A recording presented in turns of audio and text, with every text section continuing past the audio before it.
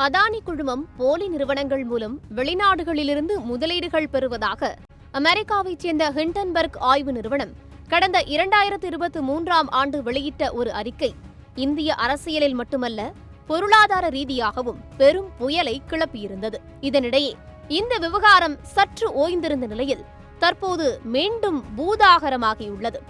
இந்தியாவில் மிகப்பெரிய சம்பவம் ஒன்று நடக்கப் போகிறது என ஹிண்டன்பர்க் நிறுவனம் எக்ஸ் தளத்தில் பதிவிட்டிருந்த நிலையில் இந்தியாவின் பங்குச்சந்தை ஒழுங்காற்று ஆணையமான செபி மீது பரபரப்பு குற்றச்சாட்டுகளை முன்வைத்துள்ளது. செபியின் தலைவர் மாதவி பூரிபுச் அதானிக்கு சொந்தமான வெளிநாட்டு பங்குகளில் பணம் முதலீடு செய்துள்ளதாகவும் முறைகேட்டில் உடந்தை என்பதனாலேயே அதானி குழுமம் மீது செபி தலைவர் நடவடிக்கை எடுக்கவில்லை என்று குற்றம் சாட்டியுள்ளது. ஆனால் செபி தலைவர் மாதாபியும் அவருடைய கணவர் தவல் புச்சும் இந்த குற்றச்சாட்டுக்களை மறுத்துள்ளனர்.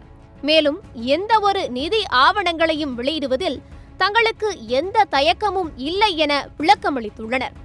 இந்நிலையில் ஹிண்டன்பர்க் நிறுவனம் மதாபி பூரிபுச் விளக்க அறிக்கைக்கு பதிலடி கொடுத்துள்ளதோடு பல்வேறு கேள்விகளையும் எழுப்பி ட்விட்டரில் பதிவிட்டுள்ளது. அதன்படி பெர்முடா மற்றும் மொரீஷியஸில் உள்ள மர்மமான ஃபண்டில் முதலீடு செய்துள்ளதை மாதாபி ஒப்புக்கொண்டுள்ளார் என்றும் இந்த நிதியை நிர்வகித்தவர் அவரது கணவரின் சிறுவயது நண்பரும் அதானி குழுமத்தின் உயர் அதிகாரியான அனில் அஹூஜா என்பதையும் ஒப்புக்கொண்டுள்ளார் என்று குறிப்பிட்டுள்ளது.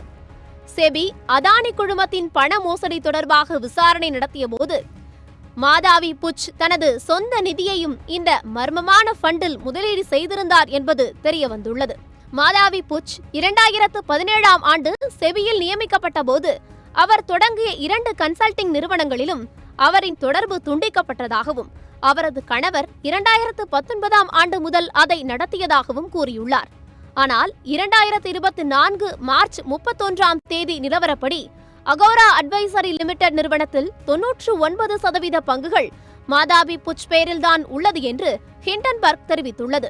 மாதாவியின் கணவர் பெயரில் இல்லை என்பதும் சுட்டிக்காட்டப்பட்டுள்ளது.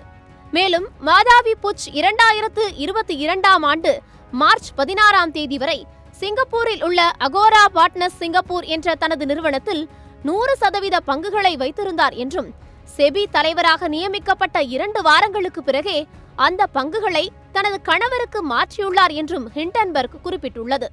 கடந்த ஆண்டு அதானி குழுமம் பங்குச்சந்தையில் முறைகேட்டில் ஈடுபட்டதாக ஹிண்டன்பர்க் வெளியிட்ட ஆய்வறிக்கையால் அடுத்த நாளே பங்குச்சந்தை கடும் சரிவை சந்தித்தது. இதனால் அதானி குழும நிறுவனங்களில் முதலீடு செய்தவர்கள் ஏமாற்றமடைந்தனர். இதேபோல மீண்டும் ஹிண்டன்பர்க் வெளியிட்ட அறிக்கையால் பங்குச்சந்தை சரிவை சந்திக்கும் என்று எதிர்பார்க்கப்பட்டது. இந்நிலையில் இந்திய பங்குச்சந்தை ஆகஸ்ட் 12ஆம் தேதி சரிவுடன் தொடங்கியது.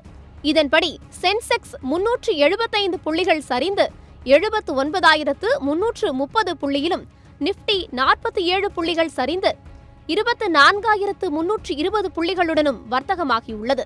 அதானியின் பெரும்பாலான பங்குகள் 0.3%, ஒரு சில பங்குகள் 5% வரையிலும் சரிவை சந்தித்துள்ளது. இருப்பினும் இது எதிர்பார்த்ததை விட பெரிய அளவிலான சரிவு இல்லை என்பது வணிகவியலாளர்கள் தரப்பில் சொல்லப்படுகிறது. பங்குச்சந்தை சரிவு அதாபி புச்சின் பதிலுக்கு மீண்டும் கேள்வி எழுப்பியுள்ள ஹிண்டன்பர்க் என அடுத்தடுத்து இந்த விவகாரம் சர்ச்சையையும் பெரும் விவாதத்தையும் ஏற்படுத்தி வருகிறது. ஹிண்டன்பர்க்கின் கேள்விக்கு மாதாபி புச் மீண்டும் பதிலளிப்பாரா அல்லது மௌனம் காப்பாரா என்று பொறுத்திருந்து பார்க்கலாம்.